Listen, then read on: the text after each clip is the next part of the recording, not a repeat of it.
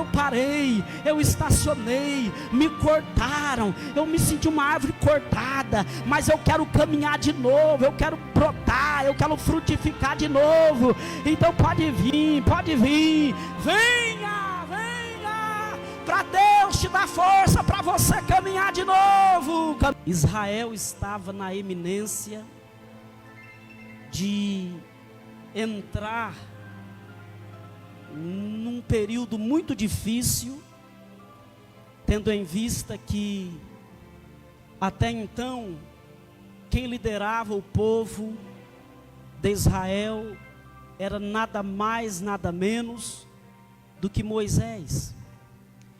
E apesar que havia altos e baixos na forma com que Israel enxergava, observava, valorizava a liderança de Moisés, pois mesmo Moisés sendo um líder perfeito, Israel por diversas vezes se corrompia. Mesmo Moisés sendo um líder escolhido por Deus e um líder que tinha intimidade com Deus nas orações, nos montes, na glória de Deus, nas visões das glórias de Deus, no contato direto com Deus, mas mesmo assim o povo de Israel volta e meia se corrompia. Mas num termo geral, quando este Israel já não via mais a presença de Moisés junto deles, eles começaram a relembrar de que Moisés era um líder que agora estava fazendo falta. Só que ninguém é insubstituível. Eu não sou, você não... Ixi, pai, hein? Eu não sou, você não é, prefeito não é, governador não é, presidente não é, pastor de igreja não é, presidente de igreja não é. Ninguém é insubstituível. E quando um dia Deus falou: Moisés, o meu servo, é morto, talvez alguém começou a se desescabelar e dizer: o que? Moisés morreu, e agora? E agora eu vou levantar outro. É simples assim. Aí Deus vai e levanta Josué. Josué um pouco com medo, porque é difícil assumir a qualquer responsabilidade, qualquer liderança, e substituir uma liderança de Moisés, que não era qualquer liderança, era a liderança de Moisés. A responsabilidade recaiu-lhe sobre Moisés agora, sobre Josué agora, e ele ficou preocupado. Mas um dia Deus bradou do céu dizendo: Josué, não fica preocupado, eu sei que a sua responsabilidade é grande, mas se você observar naquilo que está escrito na palavra, se você, Josué, observar na minha lei de dia e de noite, e se você andar nos meus caminhos, diz o Senhor, aí você pode ter bom ânimo, porque eu vou saber te indicar, e eu vou te indicar onde você deve entrar, onde você deve sair, e por certo você vai continuar liderando esse povo com a mesma excelência que Moisés, o meu servo, liderava. Tão somente tem bom ânimo, assim diz o Senhor. Só que Moisés se foi, chegou o tempo de Moisés ir, e de repente chegou o tempo também de Josué, substituto de Moisés, ir.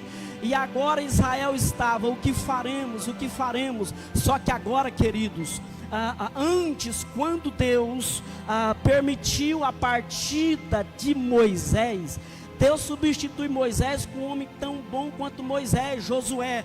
Só que agora Deus começa a provar um pouquinho, porque Israel vai entrar num período difícil.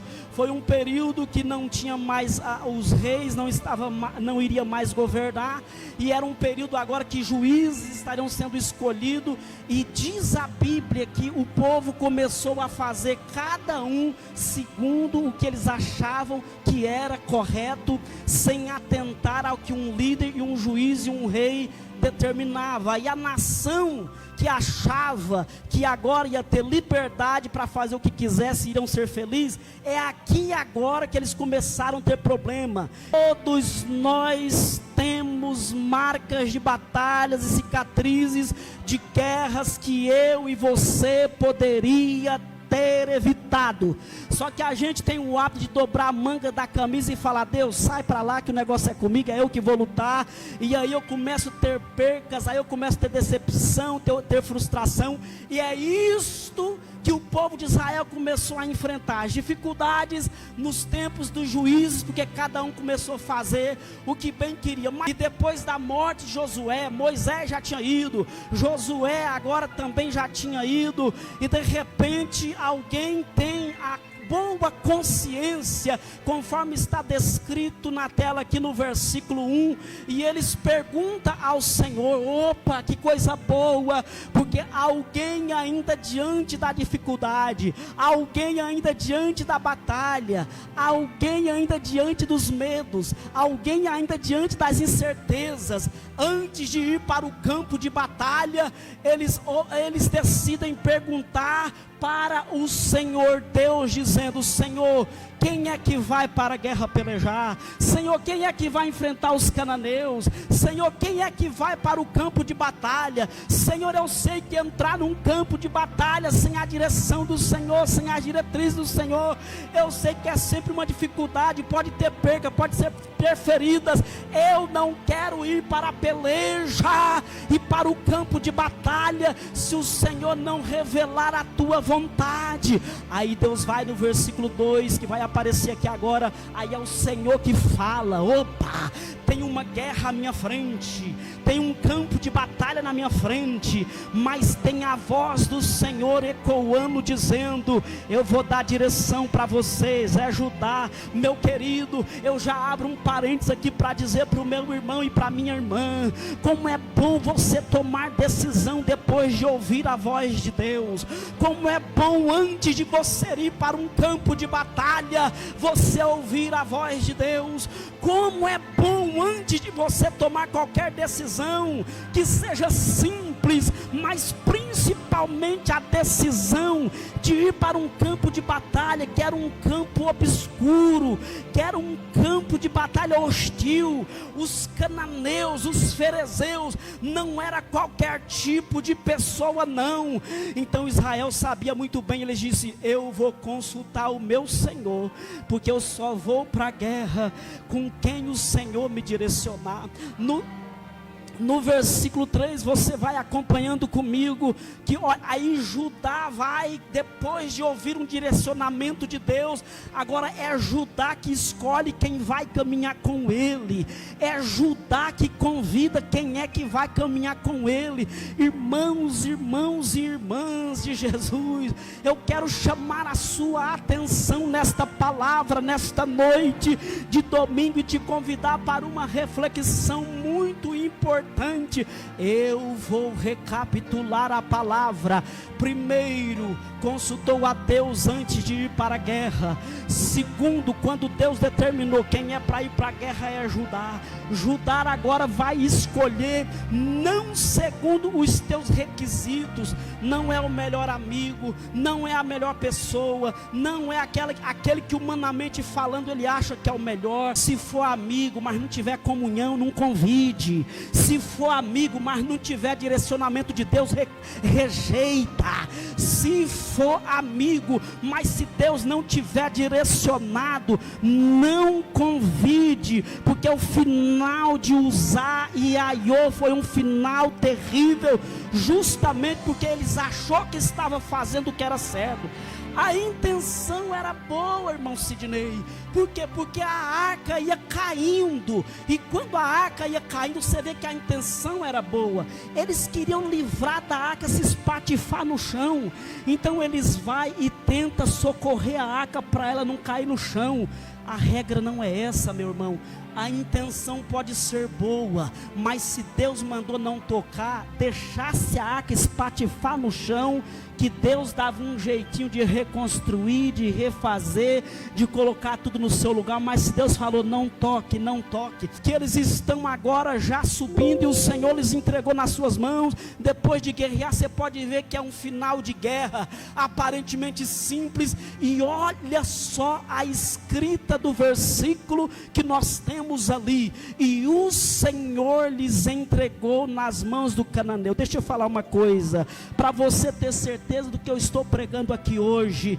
Irmãos, se eles tivessem condição de vencer, se eles tivessem vencido pela força da espada do seu braço, o versículo não iria dizer: o Senhor entregou nas mãos os cananeus. Se a Bíblia está dizendo e o Senhor entregou os cananeus nas mãos deles, é porque eles não venceriam esta guerra.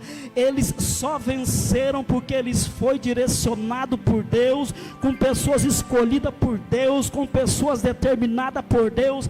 Aí o final é este: e o Senhor lhes entregou nas suas mãos os cananeus e os ferereus, e feriram deles em Bezeque a 1000 homens. Se Deus determinar que é para você guerrear, meu irmão, vai, porque você vai sair vitorioso desta batalha. Talvez é uma guerra pequena. Eu lembro de Davi. Davi não venceria o Golias, mas ele usou uma frase que mudou toda a história, e essa frase você conhece. Ele diz: eu vou em nome do Senhor.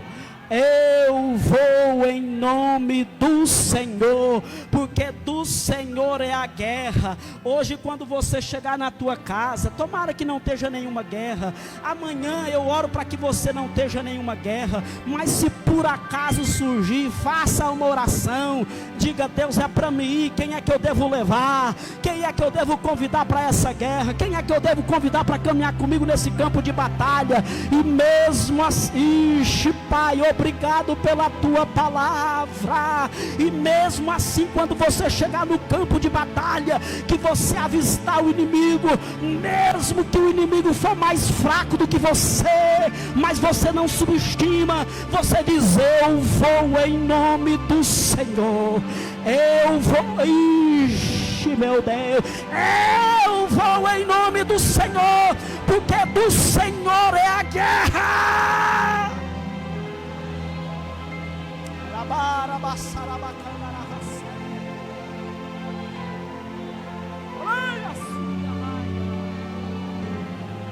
Eu vou em nome do Senhor, porque do Senhor é a guerra. Parece que eu vejo Deus falando: gostei de ouvir isso, hein? Parece que eu vejo Deus falando: gostei de ouvir isso. Ele está tirando a força da espada de lado, Ele está tirando a força do braço do lado, e está atribuindo a guerra e a vitória para Deus. Porque quando teve a vitória, aí apontaram para cima e disseram: foi Deus, foi Deus. E tem batalha, irmão, que Deus fala vai, tem batalha que Deus fala recua. E acharam Adoni Bezeque em Bezeque. Bezeque era o nome da região, Adoni era um título. E acharam Adoni Bezeque em Bezeque e pelejaram contra ele, e feriram os cananeus e os fariseus. No versículo 6, porém Adoni Bezeque fugiu, mas o seguiram e prenderam-no, e cortaram-lhe os dedos polegares das mãos e dos pés. Queridos, e aí olha só o que diz o versículo 7. Então disse Adoni Bezeque: 70 reis, com os dedos polegares das mãos e dos pés cortados, apanhavam migalhas debaixo da minha mesa. Assim como eu fiz, assim Deus me pagou. O que esse rei fazia? Ele trazia os reis fragilizados, cortava-lhe os polegares das mãos e dos pés. Isso tinha uma intenção e um plano bem elaborado, Porque estamos falando de reis. E quando o líder está fragilizado, o povo tem uma tendência de se fragilizar. Pastor, tem certeza que o senhor está pregando? Tem, irmãos. Quem que tem que orar naturalmente? Quem que tem que orar pela igreja? É o pastor que tem que orar pela igreja ou a igreja orar pelo seu pastor? Naturalmente. Não é o pastor que tem que orar pela sua igreja? Sim, naturalmente.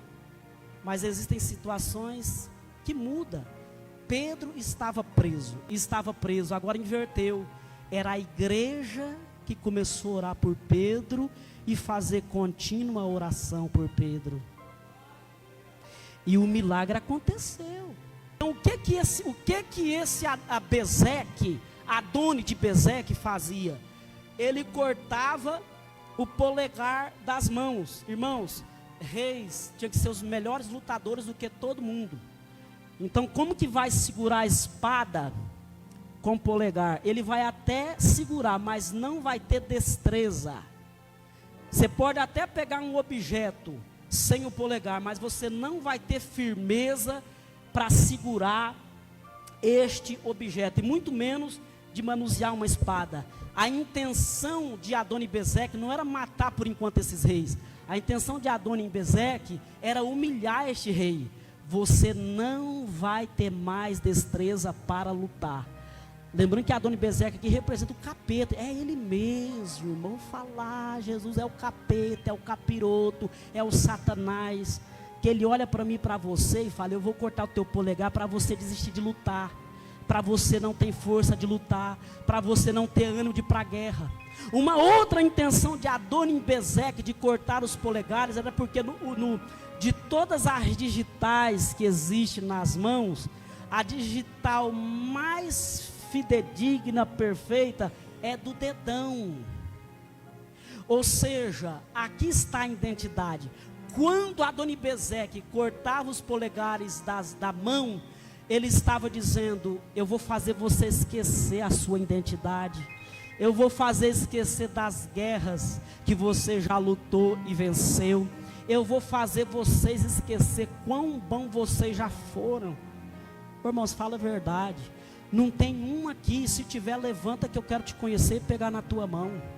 Mas eu sou capaz de que não tem uma pessoa aqui que já não passou um momento na vida de olhar no espelho e falar assim: meu Deus, eu estou com saudade de quem eu já fui. Eu era mais guerreiro, o que está acontecendo comigo? Eu era mais forte, eu era mais firme. Se tiver alguém aqui que nunca passou por isso, levanta e se manifesta. Eu quero te dar um abraço, quero que você me mostre o caminho, para você nunca ter passado uma fase na vida de ter se decepcionado e dizer: eu não guerreio como eu guerreava antes, eu não luto mais como eu lutava antes, eu estou sem força. Aí às vezes a gente escolhe pessoas, irmãos. É aqui que está o nosso erro. Eu escolho o A, eu escolho o B, eu escolho o C, para atribuir ele às minhas derrotas. Paulo falou que a nossa luta não é contra a carne e o sangue, mas é contra Satanás. Adoni Bezeque está cortando dedos das mãos para dizer: você vai esquecer da sua identidade, quem você era. Você não vai ter destreza mais para lutar. A intenção do diabo, irmão, não é fazer a gente morrer, é fazer a gente deixar de lutar, é fazer a gente se tornar inativo dentro do reino. Quem é esse ali? É o rei. Vixe, mas está com o dedão cortado, está com os polegares dos pés cortados. É um rei sem força, inativo. A intenção do diabo acabou, irmão. Não é tão matar mais não. Matar acabou, porque mata e já era. Ele quer humilhar o povo escolhido de Deus, fazer você olhar para você e falar: eu não tenho mais ânimo de nada, eu não tenho mais força de nada. Antes eu lutava, agora não luto mais. E o dedão dos pés? O dedão dos pés é onde dá a destreza para caminhar. Caminhar. Se você conversar com uma pessoa que não tem os dois polegares dos dois pés, dos dois lados, se tivesse um, pelo menos ajuda. Mas se ele não tem os dois polegares, os dois dedos, os dois dedões, os famosos dedões dos pés esquerdo e direito, ele vai até caminhar, mas ele vai ter dificuldade. A gente passa por tanta coisa na vida, já era para mim, acabou. Acabou para os outros, acabou para o homem, acabou para o diabo, acabou para o carnal. Para Deus não, e principalmente no ambiente de um povo que ora, sempre vai ter um anjo do Senhor chegando perto de você e te dizendo: eu estou te devolvendo aquilo que a prisão te tirou. Cinge-te, coloca os teus cintos, pega as tuas sandálias. A prisão tirou a tua sandália dizendo: tu não vai longe mais, tu é escravo, tu é prisioneiro, tu não vai mais precisar de sandália. Joga essa sandália lá para o almoxerifado, joga no porão da prisão. O anjo vai lá e pega a sandália do Pedro e fala: toma, a prisão disse que tu não ia precisar mais de sandália, eu estou devolvendo o direito de você caminhar novamente. Tudo aquilo que a prisão te tirou, eu estou te devolvendo. Ixi, Pai, irmão, Deus está revelando coisa aqui. Irmão, não importa o que Satanás te tirou, o inferno te tirou, pessoas te tirou, sistema te tirou, poderosos te tirou, você vai continuar frustrado se você continuar olhando para o homem. Agora, se você olhar para Deus, sempre vai ter um novo tempo, um novo período, uma nova etapa, uma nova história, e Deus vai bradar na prisão e vai dizer: levanta! Estão dizendo que tu vai morrer amanhã. Não vai ter morte amanhã, porque tu vai sair por aquela porta, porque tem uma igreja orando. Agora não é por vingança. Eu vou sair dessa prisão e quem me viu passar na prova e não me ajudou vai se arrepender. Não, irmão, não é vingança. Irmãos, vença por você mesmo, não vença por ninguém não, irmãos. Eu já tive a oportunidade de passar tanta coisa na cara de pessoas. Irmãos, eu quero viver a minha vida com Deus e ser feliz. Eu sei em quem eu tenho crido.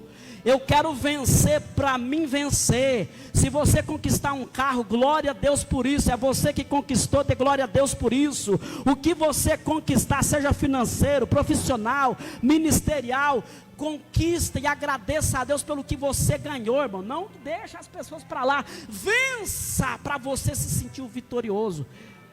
Ele sai da prisão feliz e contente.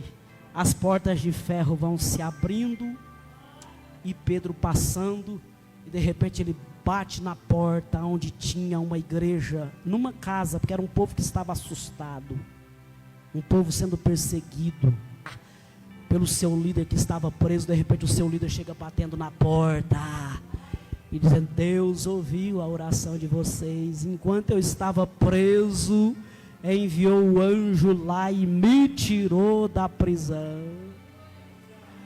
Aleluia. Não viva com sentimento de guerra não, e de vingança, mas que às vezes Deus fica chateado, irmãos, e permite. Tanto que o próprio Adoni-Bezeque, eu cortei o dedo de 70 reis, para envergonhar eles no seu trabalho, nas suas guerras. Eu cortei os polegares dos pés de 70 reis, para impedir eles caminhar. Eles ficavam debaixo da minha mesa, me dá um pãozinho, me dá um pãozinho, e morrendo a míngua debaixo da minha mesa, e eu rindo ironicamente da derrota e é isso que você pensou, de alguém. Só que agora eles estão fazendo comigo a mesma coisa que eu fiz com eles. Mesma coisa. A lei da semeadura. Nunca desejo mal para ninguém, mas a lei da semeadura, ela é infalível.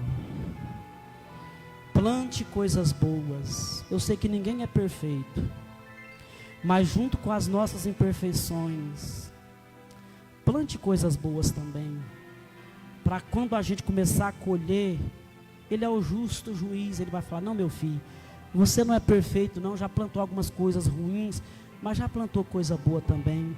Então eu vou te abençoar, eu vou te ajudar a vencer, eu vou te ajudar nessa batalha.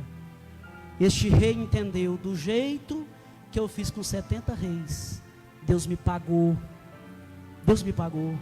E ali ele morre em Jerusalém, humilhado, derrotado. Mas aqueles que saíram para o campo de batalha dizendo: Deus, eu devo ir, Deus falou: vai, Deus, quem eu devo levar? É esse, aquele. Estes que colocaram Deus na frente do campo de batalha voltaram felizes e vitoriosos e vencedores para as suas casas. Oh glória! Tem alguém? Porque hoje Deus vai devolver para você o direito de caminhar. Deus vai devolver para você o direito de lutar. Eita!